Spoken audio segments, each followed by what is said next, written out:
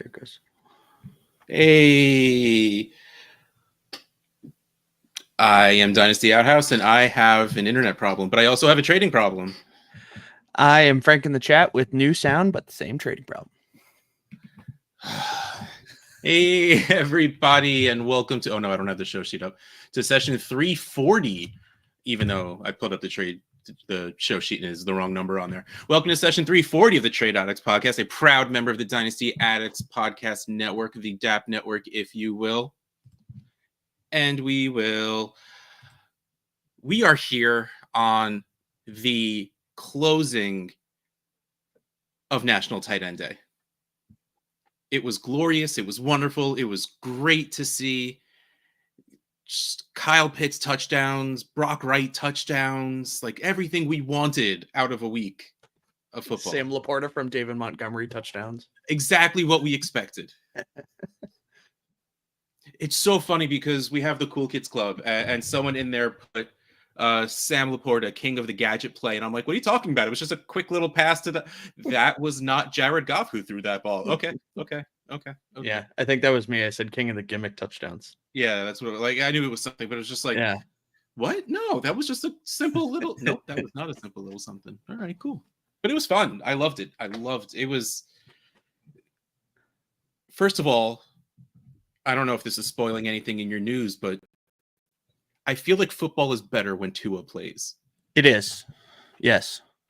It was great to see him play. The Dolphins were instantly better. He ran like twice, and I winced the second he put his feet on the ground. I know. He slid head first once, which scared the crap out of me, but he went, he got down. It was fine. It was great. But okay. So let's get into the news. Yeah, so we'll start with a stat touching on National Tight End Day. So in the first 4 weeks combined, there were 9 tight ends who scored 16 or more PPR points. And 9 did it on Sunday alone. Oof. And there were 17 touchdowns to tight ends on Sunday when they have been averaging 7 this season. So happy National Tight End Day. Indeed. Everyone went off. It was fun. I hope it happens forever. This was planned, right? This for sure. Like offensive coordinators on the phone, like, it'd be really funny. Absolutely. I mean, like, Kittle got, I feel like, more targets than he's gotten all year. And like, he just did everything with them. It was awesome. So I actually started with happy news in the major news this time. So Kupp and Puka are back. Yes. Both the whole Rams is back. So McVay said after Thursday night that they expect Cooper Kupp to stay with the Rams. He basically pulled him off the block. He's like, we're not trading him anymore. So what are we doing with the Rams now? Is Kupp worth a contending first? Is Stafford a buy with all this back? And then we can kind of play a name game with Puka because I went to DLF and got some ADP. Okay, so first things first. Is Kupp worth a competing first? Probably not. Still, there's. What if it's like 112? Like you need that last piece to win a title. Okay. Let's play hyper specific. If I just lost Def Diggs and I still had my first, if there was nothing better along the way, I mean, I probably would. Right. I wouldn't do it for the sake of doing it, but I would do it if I needed it, because that's what you hold that first for. And while we're not at, heaven forbid, if you have a trade deadline in your league, we're not at the playoffs. We're not anywhere where it's. Don't have trade deadlines, people. Please don't have trade deadlines. If people can play the way they want, it is wrong to have one, but they could still have one if they want one. And 2 tight ends. Don't do that. No, that you cannot play. That is wrong. You should not do that. Again, if it's something like I felt the need to do, or even if like I'm 4-4, like if I was pushing, I would. You know what? Now that you're making me think about it, I probably would just end up competing first. It's not something, again, I'm going out and seeking like, I have my first. Let me go find the Kupp manager. But if I just lost someone, I would totally do that. Yep. What was the next part of it? Stafford. Sneaky is a strong word. And is he a buy? No. Again, you were able to get him for a second before. Right. I think you could still get him for a second now. I'm more willing to do that. Mm-hmm. Again, hyper specific in Trade Addicts 2, I have Brock Purdy, Matt Stafford, Bo Nix. I think it's the three of them. And like, I want to trade away Purdy. And I'm good with Nix as my QB2, but Stafford, after losing Cup and Puka, was by not even a QB2. I might be more willing to send Purdy away now because I think with those two guys there, Stafford is back to being Stafford. I don't think it raises his value at all because his value was never that great in the first place. And It didn't really drop, just no one cared. So basically, instead of buying Stafford, you're more okay to trade something that could have more value, knowing that Stafford can get you those points. That I'm more willing to use Stafford now. Right. Yeah, that makes sense. So I went to DLF and got some ADP. So I know you see the sheet. So A means ahead and B means behind him. So, would you rather have Puka or these players? Would you rather have Puka or Brees right now? It's still Brees for me. Yep. Puka or Olave? I think I know this answer. That's Puka. Yep. Puka or Trevor Lawrence? Mr. I'm bouncing back a little bit. It's going to be rough sledding ahead with no wide receivers, except for Gabe Davis, who I traded for, and then Bagels. I think the answer is Puka because Puka could be a difference maker. I love Lawrence, but I think he's just a solid QB2. Mm-hmm. Puka or Achane? Puka because he's safer, but I can see people seeing Achane. Yep, he's behind him. And then Puka or Bowers? The answer is going to be Puka, but if you get into the TA league or above the 0.75 or more premium, I could definitely see people leaning Bowers. But Bowers is the tight end one, but again, that only means so much. Yep. I think, man, if every week's like this week, I'm going to easily say Puka. If all the tight ends are scoring points. Exactly. But no, the answer is Puka. Yeah. And then I saved the best two for last. Puka or Bijan? I'm going to go with my wide receiver. Like, I think Bijan is worth more, but I would rather have Puka. And then they're back-to-back, Puka or London. They were literally side by side in ADP. I think the answer is still Puka, just because he came in like he was always worth more. Yeah. And while I do love what I'm seeing out of London with Kirk Cousins, it's still Puka. Yeah, I have heard just nothing from anyone major, but you listen to enough podcasts like I do, you hear maybe they get rid of Cousins and go to Penix next year and all that, and who knows what that could do to London. So I mean, we'll see what actually happens, but it can't be as bad as it was before Cousins. Like, I don't think Penix is that bad. I think Cousins is better. Yes. But I think he'll be better than Ritter. Yeah. So, worst case scenario is they cut Cousins and then Penix gets hurt and then you're dealing with some sort of backup with London, and then that's all. That's far too down a rabbit hole. I know, it's way too that you shouldn't say out loud. Way too down the rabbit hole. All right. So as you mentioned, Steph Diggs tore his ACL. He's out for the season. But on the bright side, Nico is expected to be back in week 10, or at least they say he's on track to be, whatever that means. So as I think about Diggs, he's different than Rashee Rice, right? Mm-hmm. In this case where he's older and we don't know where he's going next year, really. Like, he's essentially a free agent after this year. I think the Texans can keep him somehow, but it's basically a void year. So what do you do with Diggs now? Because he's not worth anything as a contender. I mean, do you buy him for a third and hold him? I don't think people are going to sell him for that, but what do you do with Diggs? Let him retire on your roster. Like that's where we are at this point. Seriously, like, if someone does just want him off their roster and I can get him for a third, I'll do it, because if he's what, 29, 30? Like, I don't know exactly. Like that, yeah. Like, he's not 74. Like, if he decides to come back, I'm sure he's 31. He's 31 next year with an ACL injury. Assuming it's not 30. Great. Don't get me wrong, but we're also talking for a third. Chances are the guy you draft in the third isn't going to be on a team. So give me Diggs, where if he decides to play, he could be relevant. He doesn't need to be that high end 2, low end 1. If he comes back as a solid 2, maybe high end 3 that's still very usable in a 12-team league. Yeah, absolutely. Did we miss the buy window on Tank? Well, see, I know you have talked to him a bunch of times over the last couple of weeks, so yeah. It's so funny. I immediately got a couple of offers for my Tank shares before I saw. I had to go into the office today, and I can't really be on the internet when I'm in the office. Yep. So I didn't really know that he full on tore his AC. I knew he was hurt. I didn't know what actually happened. Yeah.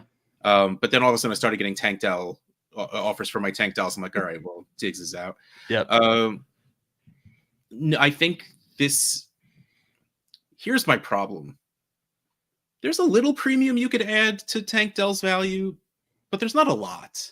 Like, we've been operating under the auspices that Diggs is probably gone next year anyway, that this is a short-term step back for Tank. When it's just Tank and Nico, Tank does very well.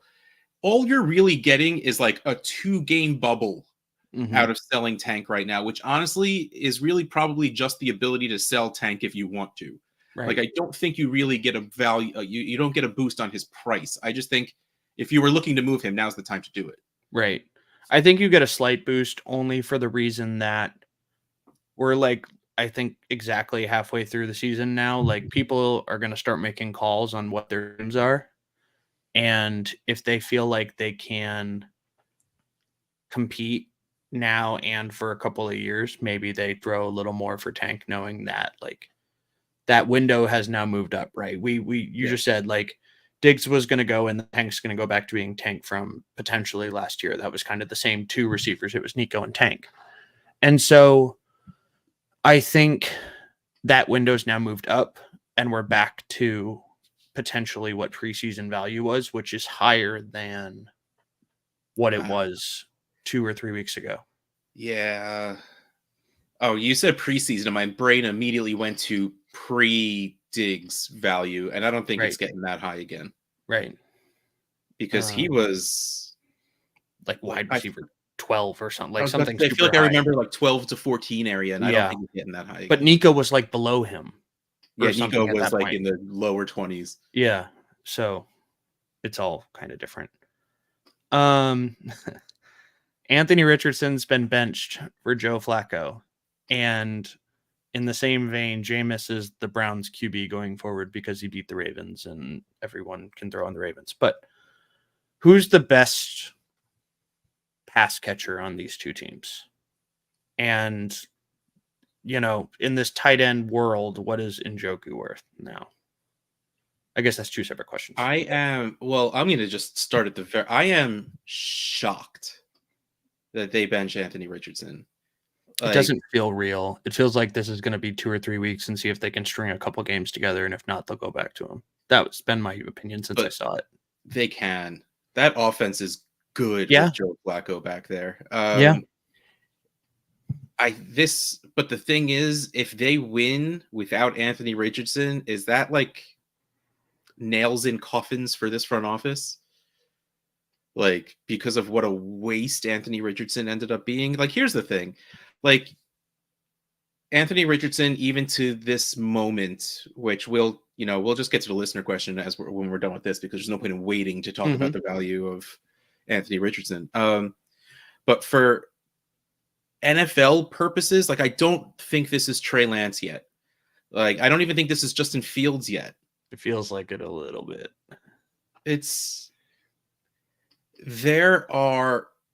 Nothing will be Trey Lance because of how badly the Niners just handled that entire situation. Yeah.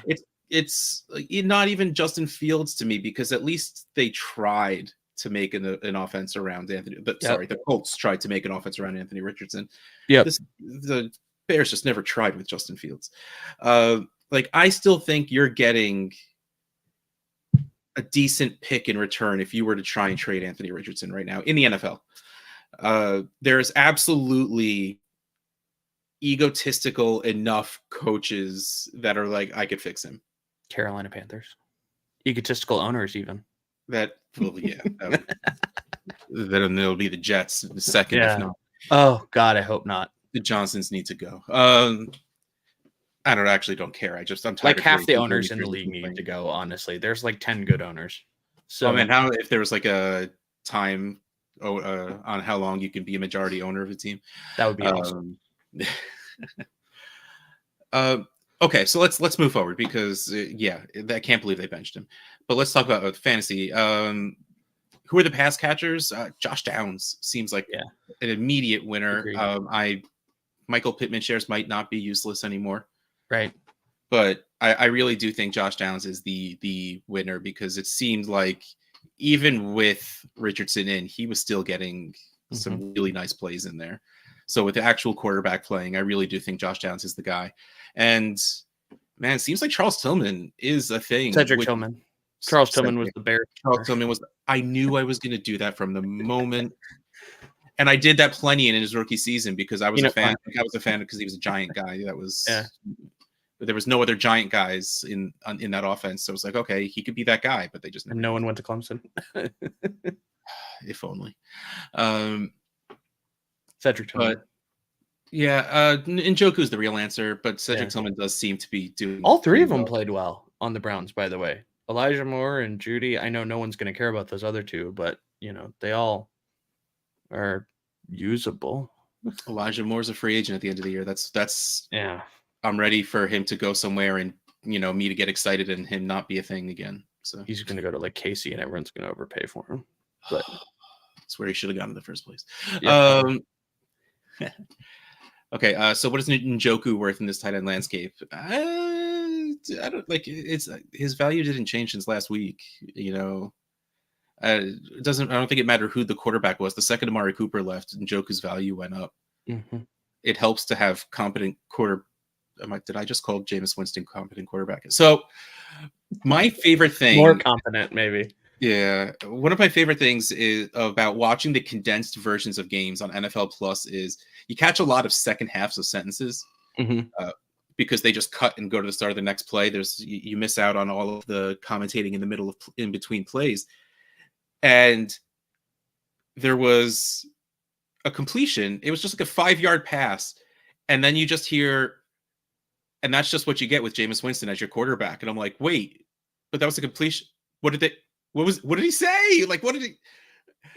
And I don't think Jameis Winston changes the value of any of the pass catchers. Honestly, if anything, it probably is a good thing for the pass catchers. Yeah.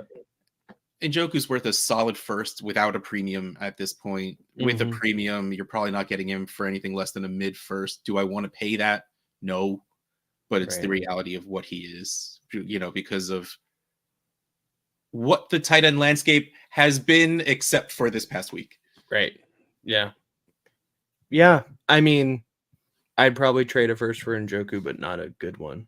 Like, I think I probably, like you said, I probably won't get him because I won't want to pay what people want to give for him or take. Yeah. Of course, if I'm, if I think I'm going to win the championship, I'll send my first easy. But like, again, it's one of those things where I was talking about with Cup. If you're 4-4 and like, you're pretty sure you're making the playoffs, I don't hate sending your first to go get him because it's not like he's going to tank in value after this season. Like he'll still be a good scoring tight end next year. So if you're pretty positive that you're going to make the playoffs and you're like sitting at that line right now, he'll help you get there and you're not losing any points by sending a pick to go get him. So I would send my first, if assuming I still have it, or if I have someone's first who looks like they're in the middle, and then maybe I go help them make the playoffs. In a separate trade. Yeah, that makes sense. I like Tillman if you can, buy him for not a lot. He was great at Tennessee, and I think Jameis is just going to keep throwing him deep balls like that where he can just go up and get it. So, you going to give a second for him? Yeah. Oh yeah. Okay. I think he's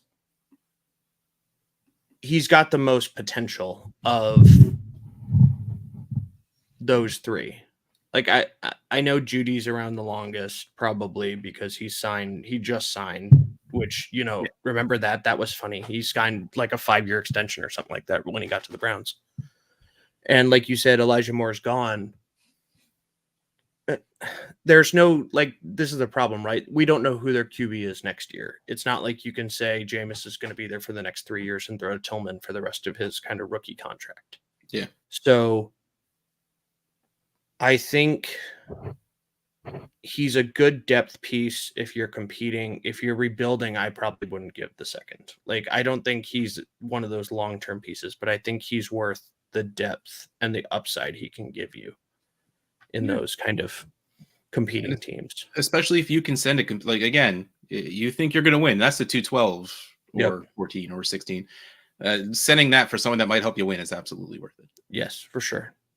I tried to get Rocky's statement for this next one. He was busy today, but Deontay Johnson was traded to the Ravens. So what do we do with kind of the Panthers and the Ravens? I think specifically on the Ravens, are you scared for Zay Flowers, or do you think it's kind of helpful? He's just going to take all of Bateman's stuff and like Likely's couple of targets. Like, where does the targets go in Baltimore? So this is going to be a tough one because Deontay Johnson's good. Mm-hmm.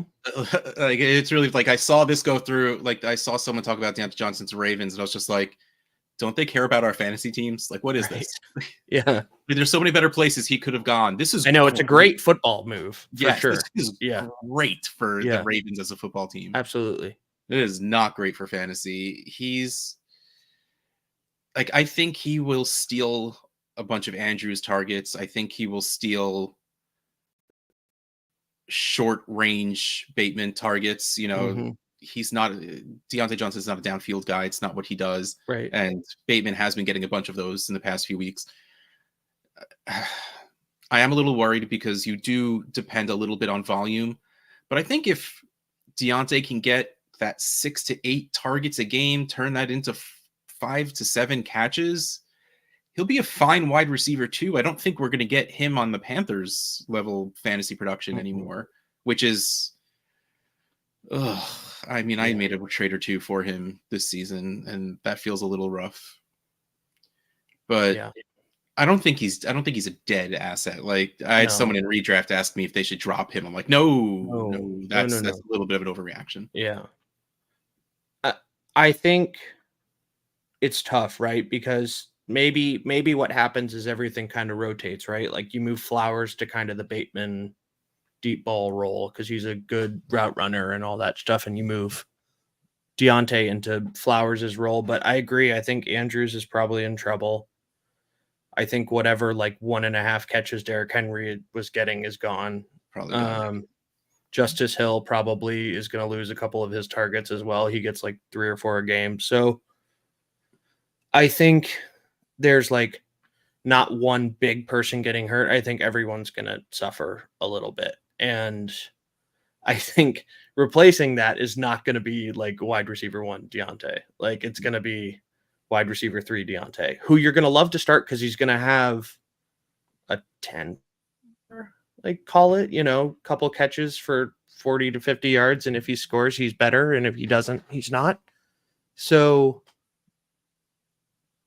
I think this is actually more important for the Panthers because I think Leggett just got unlocked a little bit. And they like Coker, who is like on everyone's waiver wires. If Coker's out there, you need to go get Coker. Because that ship seems to have sailed with a bunch of transaction I saw. Yeah. The past few days. But yeah, I think Leggett is now something. It depends who's the quarterback. That's true. Maybe not with Bryce, but I mean, if Dalton does come back, then Leggett did pretty well with Dalton there. I don't have like the biggest faith in his talent, but like there's no one else to throw the ball to. Maybe we finally start seeing some Jatavian Sanders action. Yeah, he's been getting a couple of targets the past few games. Mm-hmm. I'm not actioning this for Leggett anywhere. Let me put it that way. Like, I don't think this is a reason to go and trade for him. I'd give that same Tillman pick for Leggett if that was like the same option, the contending. So go send it to just both to of those see. managers, and whoever accepts it, you're happy. Yeah, if people don't want to deal with Bryce anymore. Yeah, I mean, I guess I could see that.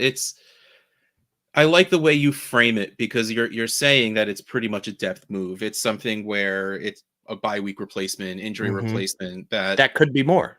Yeah, that you're hoping the volume based on no one else there to get the targets will give him a decent floor and could have a ceiling game if he happens to catch a touchdown or two that game. Yep.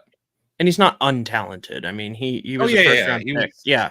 So he's not some like 6th round pick. Like, unfortunately, I think Coker was something like that. But Coker keeps catching these like little like 30-yard seam routes for touchdowns, and he's going to be something at some point. Last one, Christian Kirk was out for the season with a broken collarbone. He and Deontay were actually the top 2 names on the block, so I have no idea who takes his spot on the trade market between now and next Tuesday. But and then Brian Thomas Jr., they said 2 to 4 weeks, and then they said, "Oh, just kidding. The scans are fine. He's day to day and might play this week." So, like, who knows, right? They keep moving the goalposts on us, but is this just BTJ to the moon if he's healthy and Kirk's gone? No, because last time you said that, we got the news that he was injured for 2 to 4 weeks. So no, we're not saying that right now. Seriously, like he in the Cool Kids Club, he puts BTJ to the moon, and then I think it was less than 3 minutes later, you pasted that. I hadn't watched the Packers Jags game when I said that yet, because I am starting to do the replays like you had, and then I saw BTJ got hurt. Yeah, rest the kid. Don't. I know. There's nothing to win the for. Game. It's fine. You're not. They are clearly playing for Peterson, though. You can tell the Jags aren't quitting. Like, oh yeah, yeah, you no, see like dead coach walking teams. Yes. So, but you still have Evan Engram to catch 16 balls a game. That was a catch on Sunday. I mean, that was crazy in the end zone over 2 or 3 guys. He still got that in there somewhere. He's good. There's nothing much to do here, right? I mean, Kirk, who the heck knows? You're not. It's the same thing with Diggs. Unfortunately, he's old and he's. It's not, I guess not a knee, but yeah. He only had appeal because everything we said before. Like he was the lone guy there for a while. So it seemed like we needed to have him on our rosters, and he paid off for what it was worth. But then 2 or 3 years, BTJ came to town, and he's a top 10 producing wide receiver, and probably going to end the season as a top 10 dynasty wide receiver. Yeah. Doesn't that contract, looking back on it, seem so funny now when everyone freaked out that they paid Kirk like $15 million and now Justin Jefferson's getting like 35 or 40 or something ridiculous now? Well, I mean, that made me laugh because in general, because first of all, the Jaguars love overpaying wide receivers, but also, especially with the Kirk deal, they needed to make the minimum of the salary cap, which is why they paid him so much. Yeah. Like they didn't have they needed to pay people. So they're just like, okay, we'll pay you. And then Zach in the chat, every time we say he's old. It was over a decade younger than, well, not you, Frank, who's like 24 years old. Decade younger than Zach and I. Yeah. I mean, there's just nothing to do with the Jags, right? No, you're the only thing that they could still do is ETN could get traded. But I don't know. But the Jags are selling. They sold a tackle today. Did they? I mean, yeah, they sold they gave their left tackle to the Vikings because Darisaw. So yeah. So I would love it. ETN, I would love to see him get life somewhere else because please go to the Cowboys. I changed my mind. Go to the Cowboys. Go anywhere else. They're really the best and only spot. It is. And maybe he won't run directly into the guard after 2 yards, but we'll get to that. This is all kind of the minor stuff, so we can kind of burn through these 2 or 3 at a time. But Love had a groin injury. There was initial concern about it, but now they say he's fine. There's a chance for him to play week 9. They host the Lions. That's going to be an awesome game. I'm excited. There's going to be a lot of scoring in that. The Saints are optimistic. Derek Carr can come back this week, and thank God for that, because good Lord, did they need him back. and I didn't think I'd be saying that, but it's something. And then May got a concussion. It's a concussion. I haven't seen any updates, but a week or two. You usually miss at least a week at this point. Yep, unless you're Marvin Harrison. And then Rappaport said there's a good chance CMC is back after the bye. They said he will be doing simulated practice workouts. I had to write that out because that just sounds like he's playing Madden during with the VR helmet on. Yeah, exactly.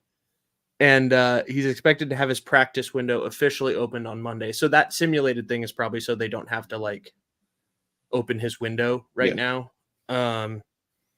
But he should come back to not a lot of competition because Jordan Mason hurt his shoulder again. And he's they said he's going to be reevaluated after the bye and that he's week to week. So I guess let's do all of these. Are you buying Saints at all with Carr coming back? Are you buying back and all that? Okay. Yeah, me neither. Everything else is kind of we knew already. I wanted Love to miss a game because I have 2 shares of Malik Willis that I kind of needed this week. Yeah. But the Lions feel like his bugaboo, the team that kind of stops the run and keeps everything in front of them. And you kind of want Love. Yeah, right. Yeah, for Jacobs, it's better for Jacobs if Love is there because he can kind of catch passes and at least there's a threat to throw. Kendre Miller, another hamstring injury. This is starting to feel like a wasted pick. Yep. I know some people were already there, but this sucks. He just keeps getting hurt, and Dennis Allen hates him. And, I hope he goes somewhere where he can at least have a shot. I don't think he will, but, the Chargers or something like that. Send him where he can go get some carries and see what happens. So we've been seeing a lot of second, third tour running backs become relevant every once in a while. So I feel like, this kind of stuff happening on your first team isn't really always, I guess it also because we haven't had the greatest running backs coming into the league for a little bit. Yep. Which supposedly is going to change next season, this coming draft. But yeah, I mean, maybe he'll have a chance. I was never the biggest Kendre Miller guy, but enough people seem to like him that I thought more would come of him than literally absolutely nothing that has. Right. Well, that's because we thought on like a year and he just signed an extension. Yeah, that's also fair. Debo rib injury. They have their bye. He should be fine after that, hopefully. And then this is coming back. So the Niners are going to come back full Thanos gauntlet when they're all. Except they won't be coming back with Ayuk. You're super frozen, which is really not great when it's just you and me on a live show right now. Oh, there you're back. All right. Okay. Sorry. I don't know what just happened. You froze. That's what happened. Oh, my fault. Yes. Never do it again. I know. Stupid Chicago internet. T. Higgins day-to-day quad injury. He got hurt like Friday morning at practice, and it's just I hope he's okay, but this is starting to scare me a little bit because he's Mr. Leg injury. Yes, I am very concerned. I hate it. I hate how often this is happening. And like Thursday, Friday practices too. Yeah. Roman Wilson to the IR. This feels like a lost season. We'll get a do-over. Bob Means, high ankle sprain. Just another Saints wide receiver down. I don't even know who they have anymore. They have Olave and others. And then Hawkinson's been activated. Yes. I think like his I think it's his window. Like they said activated, but I don't know exactly what that means. Like I don't know if that means on the roster or to give, because they put Darisaw on IR at the same time. So I don't know if that was just a swap or what that means for him, but they haven't said anything on his status for week 9 yet. But MFL, he doesn't have the I next to his name anymore. That's because they took him off IR. Yeah, so that's a step in the right direction. That's all I have. Like I'm getting myself excited. That's right. Yeah, and I don't know. This made me excited for 2 seconds, and then they turned it back off. But Sleeper had Pacheco projected for points this week, and then it went back to 0. So Pacheco must be getting better. I traded for Kareem Hunt in one league, so just like take your time. That could be a good little two-headed monster if Pacheco comes back healthy, but yeah, I don't think Hunt disappears when Pacheco comes back, especially if Hunt keeps playing the way he does. Right. Hunt could be the goal line back and just completely ruin Pacheco for all of us, but I hope not. So that's the news. Do you like do trades or listener questions? Hey. Oh, well, we didn't do what I said we would do. So let's just go to listener questions, and we're going to go to @Byronchenko first. What are you doing with A-Rich? What is your buying and selling point? We had this talk in the Hey man, patreon.com/tradeaddictspod. I've talked about the Cool Kids Club like 16 times so far this episode. So it's been hot the last couple of days. Yeah. We were talking about, the buying and selling point for Richardson. And like I said before, this isn't even quite Justin Fields yet for me. Like there's a chance that this is a couple of weeks to like did I read like he came out, he's like, man, I'm just tired or something like that, where he was like everyone thought he had an injury. He's like, no, I was just winded from running. Yeah, like this is like a dude, you're in the NFL. Yeah. And I mean, look at you. It's crazy. Sit in the corner and think about what you did. Like, I feel like that's what this is. And if he comes back and if he starts the rest of the season, even if they do try and move him in the off season, that I still think that this is not Justin Fields yet. Definitely not Trey Lance yet. So I'm not selling him for less than a first. I think I would be a little surprised to see him go for more than a random first. To see him go for a non-playoff first would be surprising right now. I don't think anyone sells him for a single mid first, like unless they're completely terrified, which we'll see in a second that someone was. Yeah, like Zach in the chat pointing out that he's a worse thrower than Fields. Yeah, he absolutely is. That is very, very true. But he's younger and runs more, or he's supposed to at least. He didn't this season at least. Watch, he's going to be the Steelers' next project. They're going to let Russ and Fields go in the offseason and then buy him for a sixth and turn him into something. That would be fun. It would. It'd be great for Pickens, but Russ is actually slinging it right now. So. Oh, no, I actually love Russ as the Steelers quarterback. Yeah, me too. He kind of, I didn't think he'd fit, but he fits. Yep. What about you? What are your feelings on Richardson buying, selling? I'm the same as you. I wouldn't sell him for less than a first, but I'm not going to buy him for a first either. So, like, it's one of those things where it's like, if he's not at the Colts, where is he going? Like, we were joking about the Panthers, but, maybe the Dolphins can throw. He can throw to Tyreek and throw 70 yards. Yeah, but he's not good at throwing. Yeah. That does help for throwing 70 yards, but I don't know. Who knows? That's the problem. Bad enough that they'd probably do something stupid like that. They could, but they're going to have like $800 million of dead cap to pay off over the next couple of years. So, I don't know. Like this feels like a lost cause, and I hate to say that because he's played I saw somewhere he's played 22 games, since high school. Oh, since high school. I was about to say, I feel like he's played 6 games in the NFL. Well, yeah, because he played 1.5 seasons at Florida, and then he had kind of 2 games last year and however many this year. But it's just someone has to, maybe the Eagles, but they have Pickett. I don't know.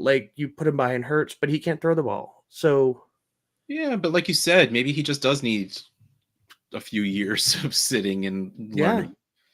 And good football is good for the NFL. So that's, but again, we're not the NFL, we're dynasty, and we're not going to pay to hold on to that. If I'm bored and I have a second and someone says, I just want Richardson off my squad, give me a second and a third or 2 seconds, I might do it just for the heck of it. Yeah. Just to see. I mean, I'm just trying to think, could he be a Taysom Hill? He's fast enough. He's strong enough. He needs to stop tapping out because he's running. But the issue with that is like there's lots of players like that in the NFL that could do that kind of stuff. Just no one else chooses to do it. Right. So could he be? Absolutely. Yep. Oh man, imagine he goes to the Saints and it's Richardson and Taysom Hill as the quarterbacks. Just like a wildcat, but instead of running backs. That would be funny. A running back and a tight end. Yeah. No. Okay. So let's go to the next listener question from this guy Frank in the chat. There are two offenses that are very actually. No, this is your question. You read it. Yeah, there's two offenses that's very frustrating for two different reasons. So it's Dallas and the Jets. The Jets are frustrating because you watch them and the talent is there up and down the roster, but for some reason they can't put it all together. And the Cowboys are frustrating because there's clearly one thing working, which they do in the fourth quarter, which is throw the ball all over the place, especially to CeeDee Lamb. And there's one thing that's not working, which is the run game, which they do on like 2nd and 15. And they run a draw up the middle to Zeke and it gets 1 yard and then they get smoked. Yep. So, like, how do you attack this? Because something has to click, right? And maybe it's more likely for the Cowboys than the Jets because the Cowboys just need to like wake up and understand that this worked last year. This passing offense worked last year. And giving the ball to Zeke and the ghost of Dalvin Cook and Rico Dowdle, who was sick, but he wasn't, that was like the weirdest thing ever. I didn't put that in the news, but he was sick, but he was walking around the stadium signing autographs. Who knows? That was super weird. But like the names I'm thinking about are like Dak, who we've talked about for months being like the underrated QB that no one appreciates. And Ferguson, who is like top 3 tight end upside, like on a given week, but he's not always upside. He doesn't always fulfill that. And you have Devontae Adams, who has like 7 catches in the last 2 games since he's been a Jet. And like, of course, I don't think this was brought up last week. Like, of course, the very first play with Adams on the Jets was Rodgers throwing the ball to him and it hit him right in the chest and he dropped it. And Rodgers like rolled his eyes. It was so perfect. It was chef's kiss perfect. But like, do you buy in on this, or are you just like, is it still a buy window for this, or are you just like, this is what it is this year and we're moving on? Like, it's one of those things where I think this is where you buy into the talent over the situation and hope that something does change in the situation. And I don't mean grand scale, like firing an offensive coordinator or something like that. Yeah. The Jets' problems are solved. Aaron Rodgers is now drinking cayenne pepper in water. He says it's the fountain of youth. Wheels up. You got that from Thomas Morstead, of all people, the punter. That's actually my stepdad does that. That's a thing. Yeah, like, apparently, yeah. I had read it's like a thing. He said this like an hour ago. He's like, it's fountain youth. But like I think now is when you're buying into the talent over the situation that, you know, Devontae Adams and Aaron Rodgers will get the magic back. And while Garrett Wilson is way better than any second wide receiver Adams had ever had to deal with, he'll still get more than 7 catches in 2 games. But, you know, like it's going to get better than that. Like the same thing with CeeDee Lamb and Dak. Like I think, again, redraft one quarterback. Someone asked me if they should drop Dak. I'm like, all right, slow your roll, buddy. Like, you know, it's one quarterback, but still, Dak can find his way. We know that he's not bad. And while we sit here joking about ETN to the Cowboys, I really don't think they're going to end up doing anything at the deadline just because Jerry already said that they're not going to. Because Jerry thinks everything is going great and he's going to fire a radio host that says there's not. So that's how you fix your football team. So like I bought Jake Ferguson a share or two in the beginning of the season, not because he was great, but just because he was good. He was steady.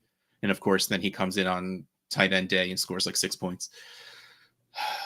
He's like the only tight end that didn't score. It's crazy.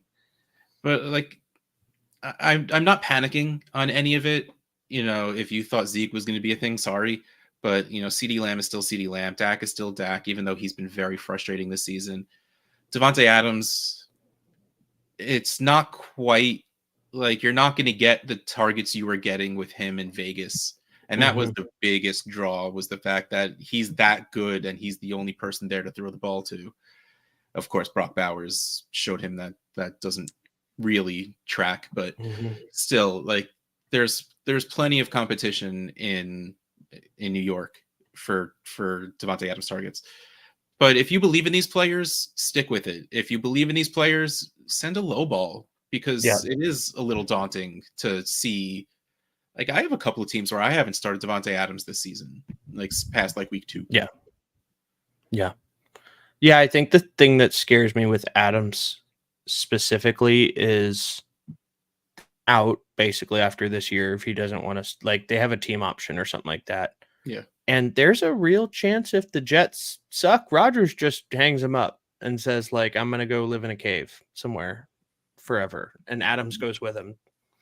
Yeah, but if he has that cayenne pepper in his water, he can live in a cave for 3 years. He'll come back and be even younger than he was before he left. I know.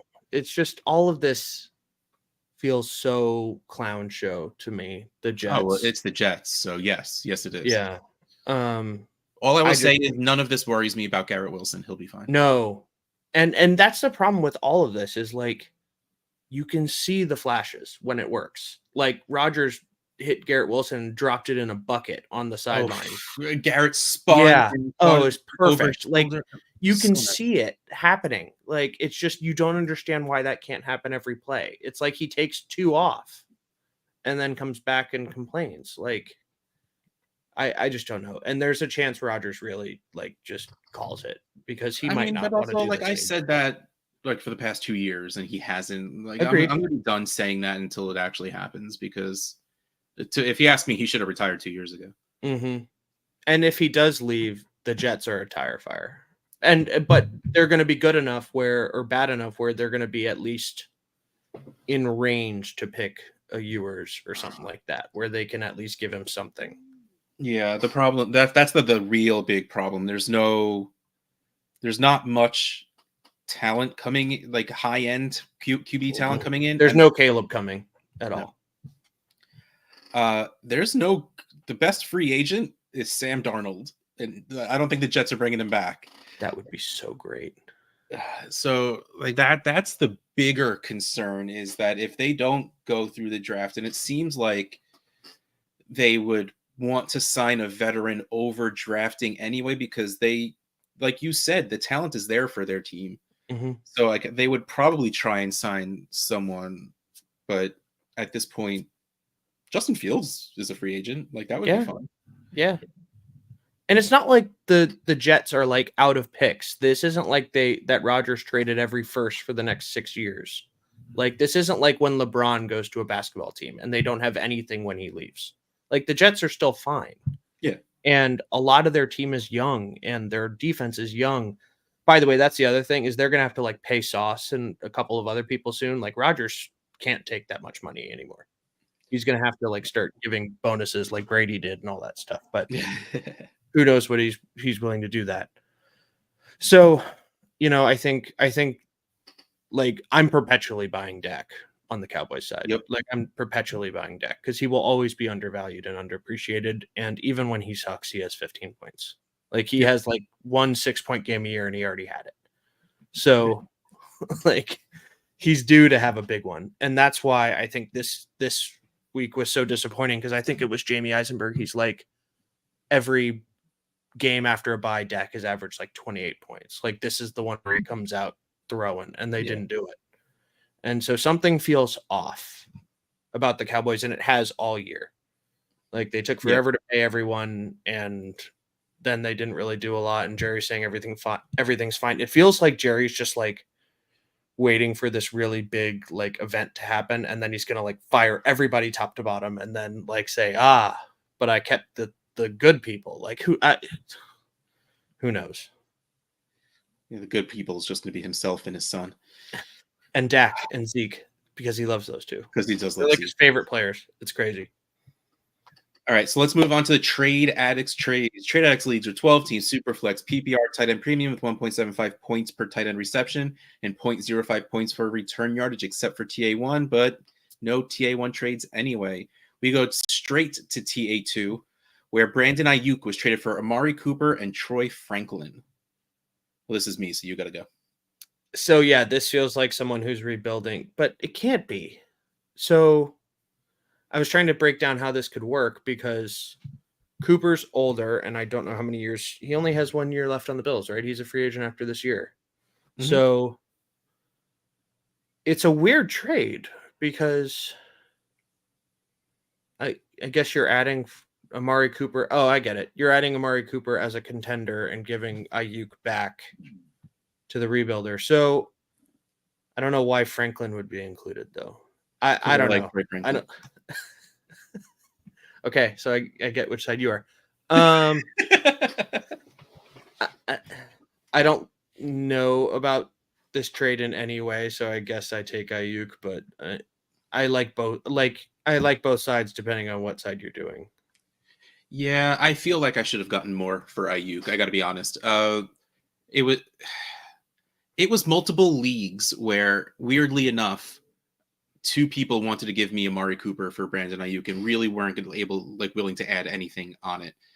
And TA2 was one of those leagues where I've come very, very close to winning it twice, and I want to win it. So I'm like, Cooper went to the Bills and put up 30 points, and then of course he puts up 3 this week. I was gonna say, then he ghosted us. He didn't even put up 3, he put up like 1.7. Yeah. And I think I'm falling for Troy Franklin a little bit, and it's a next year thing at least, because I think they're going to bring in an X receiver next year, and then like Troy Franklin looks like he'll be a great wide receiver too. Maybe. Oh, I see. He's pointing to the giant thing behind me. I don't know if I want that though. That it's orange. Jersey. It's okay. Orange Crush T. Higgins jersey. Okay. I could see that. I totally get a classic Broncos T. Higgins jersey. Yeah, Orange Crush for sure. And I'm digging on Bo Nix a little bit, not enough that I think I want Washington. I want him to go to Washington or Chargers. That's T. Higgins. Washington because I want him to play with Jaden Daniels. The Chargers because I want the powder blue jersey. Washington has the ugliest jerseys. Yeah, that would be a bad one on your wall. I've convinced myself I don't hate it enough that I'd be good because I wanted to play with Jaden Daniels. But back to this trade. So in my head, Ayuk is worth more than this, but I wanted Cooper because I want to compete, and I want Franklin because I think he's a piece for next year when I inevitably lose in the championships again in TA2. So I didn't feel great about this trade. I don't feel great. I feel even worse about it now. But like, I don't know, man. This season soured me on Ayuk a bit, and it probably isn't even fair to Ayuk. But like, it just depends on Debo, right? Because they're probably done with him after this year. He costs a lot of money, and they have an out. I mean, they had an out this year. Yeah, I know. But there was like every talk under the sun that they were trading him too. So, and they didn't. I mean, they didn't. I don't know. I think the Niners are in a super weird place right now, right? They're like the worst they've been in a while this year. The offense kind of looks kind of up and down. But McCaffrey could come back and fix everything, and they could be back in the Super Bowl again for all I know. But if they continue to underperform, I could see Debo being the casualty because you do have to pay Purdy. Maybe they don't. Maybe they're just going to sign another 7th rounder and Kyle Shanahan's going to work his magic. But if you're going to sign Purdy, someone has to go. And it's not going to be Trent Williams, and it's not going to be Kittle, and it's not going to be Ayuk anymore because they just did it. So Debo is probably the odd one out, and that's why you drafted Pearsall, and you have Juwan Jennings and all these other people to kind of fill in the spot. So I agree with you that I'm scared of Ayuk, but if he comes back and he's the alpha, then there's a real ceiling here. Yeah, I agree, which is another one of those reasons where I don't know why I make trades. It's what I do. And Frank disappeared. All right, so next we're going to move on to Trade Addicts 6, where Anthony Richardson, this is what I was talking about before, Anthony Richardson got traded for Geno Smith and Tyrone Tracy. There he is.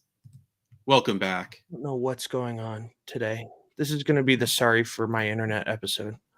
What's with today? Seriously. You're for that.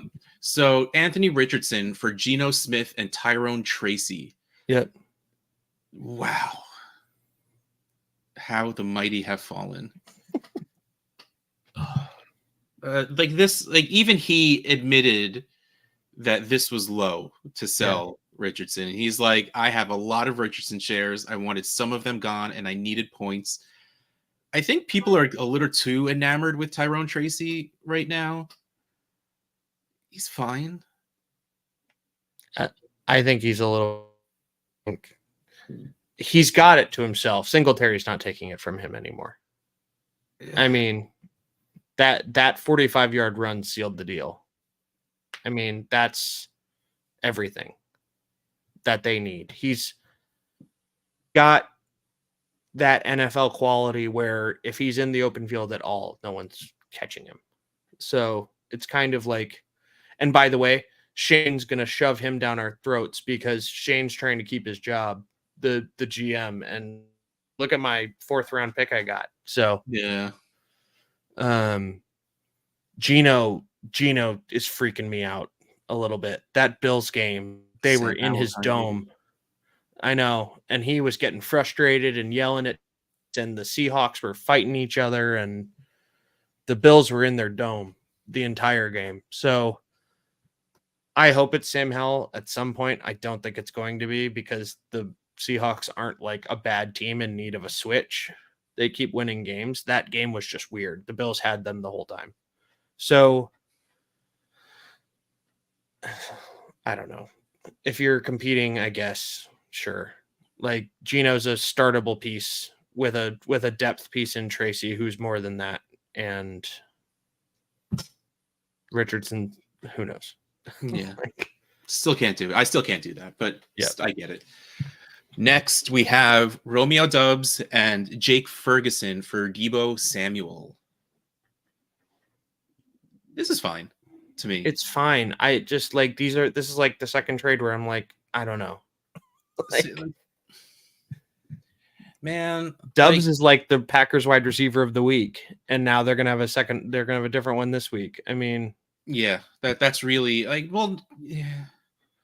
Jaden Reed needs to come back. I don't know where he went. Yeah.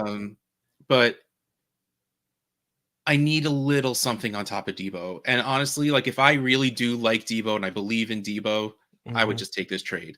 I do like him, but I'm not gung ho for Deebo.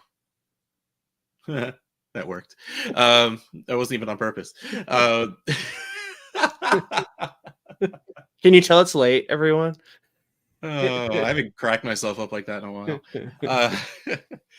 So this is one of those things where, again, like if I believe in Deebo, I would. Jake Ferguson for Deebo feels kind of fair for me with the 0.75 premium. So adding Romeo Doubs is fine if it gets the deal done for me. I do think the value is on the Doubs and Ferguson side.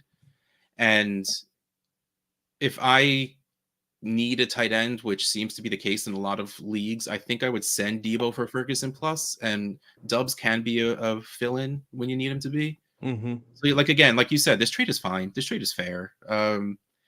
If there was Troy Franklin on the Deebo side, I would be all for the Deebo side. Like again, something that isn't really a lot of value, but something I like.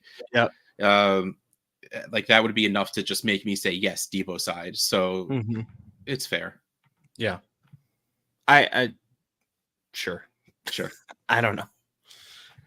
So timing is important for this next TA8 trade. This was before the games this week.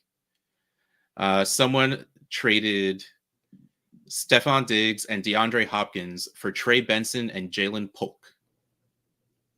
This one felt weird when it happened. I don't get. I want Trey Benson to be a thing. He doesn't look great a lot on the field. He had one or two nice runs this past game. Speaking of fountain of youth, Connor sure found it. I mean, right? And a scary version of it. Like he looks bigger. Like he looks like just, I don't know if it's bigger shoulder pads or what, but he just looks bigger than like he has. He went back to the 90s and stole a pair of shoulder pads. Yeah. Like, I don't know. Like, again, this is with a healthy Diggs and Hopkins on Kansas City. Like, it feels like pretty easily the vets on this one. Again, this happened before the Diggs injury. Yeah, it's the same thing. Like, sure. I think it's Hopkins is going to take some time. I don't think Casey is ever going to have this like alpha like they did with Rice. It seems like they're just going to pepper 5 people with 4 targets a game and just everyone's going to get their little piece. But Connor is a free agent. That's the only thing for Benson. They might bring him back, but he's a free agent after this year, and I guess that's why they got him. So Benson has had a couple of little flashes, but like DeMercado's still playing. Like he's not. It's not like Benson's getting passing down work. Like DeMercado's catching passes. So, and Jalen Polk. I mean, who knows? Demario Douglas appears to be the alpha, and Kayshon Boutte's back, baby. Came back from the bayou somewhere and started catching touchdowns again. So yeah, sure. Sure. Yeah. Competing versus rebuilding. It seems like it's perfectly, one side's competing, one's not. So this next one is funny. And context in this one, it will. So Trade Addicts 11, Rashee Rice for George Pickens, Zach Ertz, and a 26 second. So this is a me trade. And so you see what happened was I am tanking. I guess I can't really say that because that's against the bylaws. I am purposely going for the 101. And I am playing against a team who just didn't feel like scoring a lot of points. This trade happened when I was down by 1.5 points, but still had George Pickens in my lineup. And it says in the bylaws you need to start your most reasonable lineup. And that means I can't just bench George Pickens for nothing. Right. So what do? I trade George Pickens to the team I'm playing against. For something that's not going to be played. So I had to plug in. I didn't have anyone else that was left playing. So I plugged in a free agent and I lost the game. Further ensuring my 101 this year. But I just thought it was and it was, I got played like a fiddle, I'm telling you, because Evan is the guy I was playing against. And I'm like, Evan, what's going on, man? Why? And he's like, you could just trade me Pickens. I'm like, I could just trade you. That's funny. I'm going to do that. Let's figure that out. And we went back and forth a little bit. And then we just came to this. And it was just, is this a trade I would normally do? Probably not. But I thought it was hilarious to ensure my loss. Yeah. I traded away a player that I still had left to play. And I don't hate the return. Rice is good next year. And Pickens, for as fun as he is, despite the cursed Monday night he had, where he had like 3 touchdowns called back for whatever reason. But I still think the Steelers are going to make a move. There's been too much smoke around them trading for someone. I don't know who, but they're going to trade for someone. And they always draft wide receivers, and now they want they always want wide receivers, and apparently the Roman Wilson breakout isn't happening this year. No. Is Calvin Austin doing anything for you, by the way? He's kind of fine. He's good enough, but he's not gonna satiate their need for a wide receiver. No. I think for what you're doing, this works perfectly. Yeah, and it was just. It's one of those things where it's really funny. Every once in a while, someone goes, so I thought this was a Trade Addicts league. There's no trades going on. And the truth is, regardless of the name of the league, it's easy to get complacent 3 years into a league where you spent that time building your teams and you're happy with things, or you just, if you're like me, you find yourself with too many players that you like. And someone said to me, like, what do you do? And I'm like, well, I'm me. I'll do something stupid like an outhouse challenge or accept trades I normally wouldn't, just because hoping action spurs other action, because usually it does. In a real world, I probably wouldn't have done this kind of move, but it's a Trade Addicts league, and I think it's hilarious. Yeah. So I traded away my lasting player because I didn't want to win the game. Rasheed Rice and Ted McMillan are going to be your core next year. Yes. Ted But also McMillan at the one 101 is going to look really funny. You're that team is in a spot where I might be able to compete next year if my young wide receivers, click at the right time. Mm-hmm. So, like, getting Rasheed Rice absolutely helps because I do like George Pickens. I like Rasheed Rice better. Ted McMillan's jersey is going to be on that wall. I'm calling it right now. Depends. That's a very strong depends where he lands. But if he is drafted outside of the top 15, goes to a good team with a pretty jersey, I might buy him before the season starts, before it has a chance to spike. You're right. Yeah. Just give me like a 6'8" wide, 250-pound wide receiver, and I'm in. And that's not that big of an exaggeration. Yep. All right, but maybe he goes to the Broncos. That'd be sweet. Oh yes, go to the Broncos. Give me that old school Broncos. Yeah. Yes. Okay. Thank you. I can still get the old school Broncos jersey, and it's not a T. Higgins jersey. I love it. Perfect. Yes. But that is the end of the show sheet. So that's going to be the end of our show. Thank you, everyone, for hanging around, for looking around. Patreon.com/TradeAddictsPod. You can hang out with us while we record. You can watch us live like this every single week, and also be a part of that Cool Kids Club, our Discord chat, which has been hopping lately with conspiracy theories of what Anthony Richardson's value should be, and no one actually knows the answer except for one guy who traded him for Geno Smith and Tyrone Tracy. That was his price. Also, fantasycares.org. There are 2 days left in October, which is Breast Cancer Awareness Month. So go to fantasycares.org/NBCF for National Breast Cancer Foundation.